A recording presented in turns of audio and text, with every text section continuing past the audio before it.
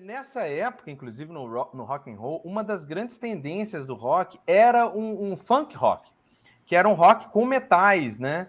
Você tinha várias bandas utilizando metais, o Chicago ainda numa fase extraordinária, né? Antes do Peter Cetera ter dominado a banda com baladas, o Chicago era uma banda espetacular. O Grinks travou. O próprio Exile, para mim, é um exemplo. O Exile, Sim. Com certeza.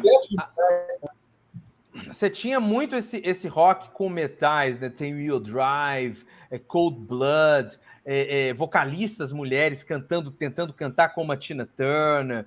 Era muito presente, né? A coisa do trio, do naipe de metais, né? no rock and roll, nessa fase dos anos 70, o Joe Cocker, né? Fazendo...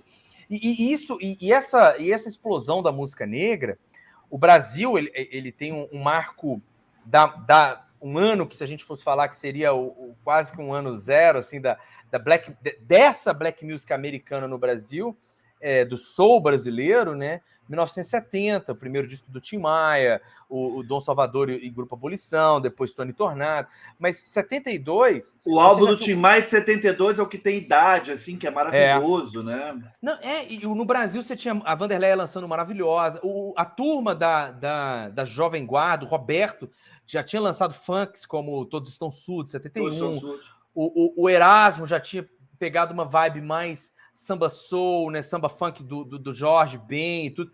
Então, mesmo no Brasil, isso ecoou muito. Zé Rodrigues estava colocando metais e fazendo uma coisa bem funkeada. O disco de 72, Seixas, né? Produzindo discos blacks. O de 72 do Roberto tem uma música bem soul, assim, aquela... Conheço bem a vida, você tem muito que aprender, pode aprender comigo.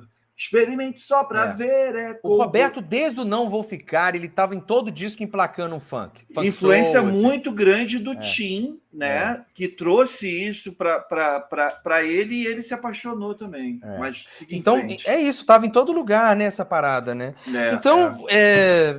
Cadê o Gringos? O Gringos foi embora? O Gringos deve ter ido pegar alguma coisa para nos mostrar, não duvido disso. Voltando a falar de álbuns aqui... Continuamos? Seguimos com os álbuns? Continuamos. Eu ia pedir para você, já que a gente fez o capítulo do Steve, um capítulo para o Curtis Mayfield. Do Superfly. O Curtis Mayfield... Desculpa, Saulo. Não, é isso. É que chegou com delay aqui para mim. Pois é, o Superfly é o disco do Curtis Mayfield de 72. Assim, sério, o Curtis Mayfield, na década de 70, não fez nenhum disco médio. Nenhum disco médio. Ele só fez discos absolutamente extraordinários. Eu vou falar uma coisa que pode parecer louca, mas quem conhece Curtis Mayfield vai saber. Talvez esse seja o pior. E é considerado um clássico, né? Cara, esse disco é fantástico. Esse disco tem, por exemplo, Fred is Dead, que é das coisas mais sensacionais. A própria Superfly. Sim. Porque aqui é um blaxploitation. Mas o Curtis Mayfield, ele é repleto de consciência social. Então o Curtis Mayfield não vai ser um blaxploitation do tipo, vamos cantar um herói... Não vamos glamourizar que tem um cara aqui, ele resolve a parada nas ruas, ele domina o gueto. O Fred is Dead é a prova disso. É uma poesia muito ácida sobre uso de drogas, sobre a violência. Ele não glamouriza isso, não. Então, o Curtis é isso. Você quer que eu faça trilha? Beleza, amigo, mas você sabe como é que eu funciono, né? Eu boto o dedo na ferida. Se você pega aquele disco do Curtis, eu não trouxe aqui para cima. Se você tentar achar aí na... Fala aí. There is no place like America today. Esse disco, a capa já mostra o que é o Curtis Mayfield, né? É um carro com a família branca no bem o American Way of Life, e embaixo os negros esperando a condução, né? Assim, com fome, esperando para buscar água, várias cenas assim.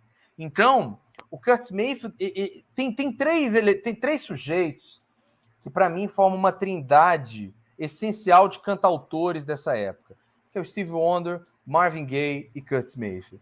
O Curtis, como era o menos romântico deles, talvez, seja o que a gente menos conhece por aqui.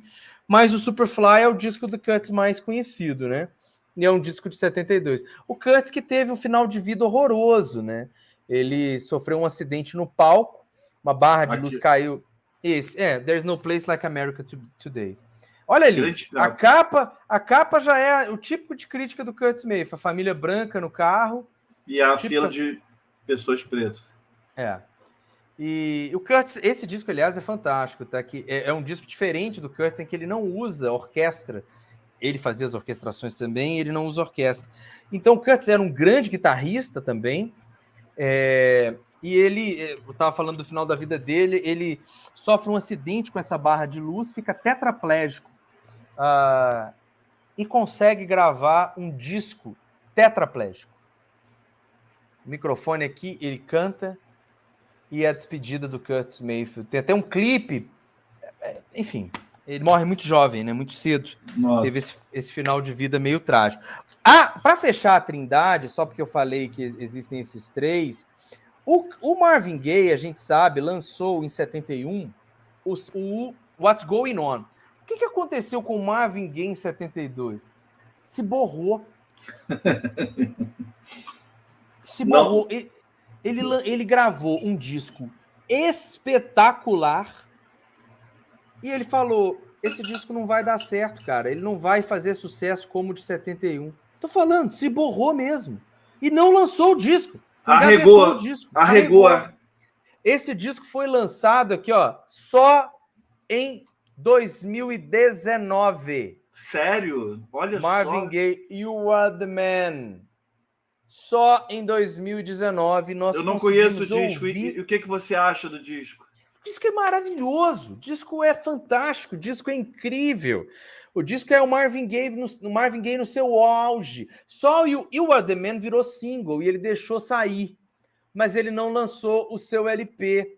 Porque ele achou que... Ele temeu o fracasso. Ele temeu. Olha só. O Marvin tinha várias coisas, né? O Marvin Gaye, ele abandonou a carreira depois da morte da Tammy Terrell, tentou ser jogador de futebol americano do Detroit Lions. O Marvin Gaye, ele não é um cara muito fácil. E nessa época que foi mais uma das arregadas do Mr. Marvin Gaye. Aliás, a música Marvin dos Titãs é uma música, uma releitura de Patches, né? Mas eles colocam o Marvin por conta do assassinato do Marvin Gaye. Se o Curtis Mayfield teve uma morte trágica, o que a gente vai dizer do Marvin Gaye? A morte morto do Marvin pelo próprio pai, né? Isso é surreal. Numa discussão teológica até. É uma coisa bizarra, que o pai era muito ligado à igreja, ligadíssimo, né? Pastor, inclusive. Tinha arma, enfim, uma discussão besta. Mas esse disco do Marvin Gaye é isso. É o disco que não foi de 72. Mas se tivesse sido, seria mais um dos clássicos de 1972, com toda certeza. Mas para vocês terem uma ideia de como era competitivo... O nível da parada. Exatamente. O Marvin Gaye morreu de medo de lançar esse disco. E o que dizer da tia Aretha Franklin? A Aretha Franklin, ela, em 72, ela não lançou um disco. Ela lançou 2 discos. E assim, são 2 discos que eles não têm adjetivo. A gente não vai conseguir achar uma palavra para descrever os discos da Aretha Franklin. Um disco é o Young, Gifted and Black. Young, Gifted and Black é uma música da Nina Simone, que ela faz uma releitura absurda nesse disco aqui. A Aretha Franklin, ou Aretha Franklin, se vocês preferirem, toca esse disco aqui. Ela toca... A Aretha Franklin, quase ninguém fala isso no Brasil, o que é um absurdo. Ela toca piano absurdamente. A Aretha não é uma pianista média, não é accompanying herself on piano, não. Ela toca piano pra caralho e ela compõe muito bem também. O lance é que ela era uma vocalista tão... extraordinária. Tão estratosférica, né? Tão fora desse planeta, que aí o pessoal não lembra que ela tocava piano pra cacete, que ela compunha. Mas nesse disco aqui, tem músicas dela, inclusive. Por exemplo, Daydreaming é de Aretha Franklin, Rocksteady é de Aretha Franklin, All the King's Horses é de Aretha Franklin, First Knowing Kokomo é de Aretha Franklin. E aqui ela ainda faz releitura de Elton John, Border Song, que o Elton John fala que foi a maior homenagem que ele recebeu até então. The Long and Winding Road, ela faz uma versão aqui absolutamente matadora. Olha a só. Brand New Me, do Gareth Gamble, o Young, Gifted and Black, da Nina Simone, I've Been Loving You Too Long, do Otis Redding. Ela faz algumas releituras, mas a maioria do disco é composto por ela. É um disco absurdamente fantástico. Donny Hathaway tocando o Hammond, uma banda fantástica. E ela, assim, já é um disco muito gospel. Tanto é que a capa é isso, né, gente? Isso aqui é um vitral de igreja. Uhum. E aí, para assumir completamente o seu lado gospel, ela que foi treinada para ser uma cantora de igreja pelo pai dela, ela lança o seu disco mais vendido de todos os tempos. E não só dela, mas como de uma cantora negra, que é o Amazing Grace, também de 72. O Amazing Grace, que tem um documentário lindo na Apple, se não me engano, na Apple TV, que mostra esse show na íntegra. Eu desafio a um ser humano com coração nessa terra a assistir esse show e não chorar, porque isso é lindo, ela cantando na igreja, todo um repertório devocional. Olha a roupa da senhorita. No filme também, no Respect, tem um recorte bem interessante falando desse show aí, mostra todos os... Como é que ela chegou até essa decisão de gravar o álbum e o quanto ela foi contestada por isso, né? E isso que o Romero falou, o álbum que mais vendeu dela e tal, é uma particularidade do ano, né, Romero e Grings?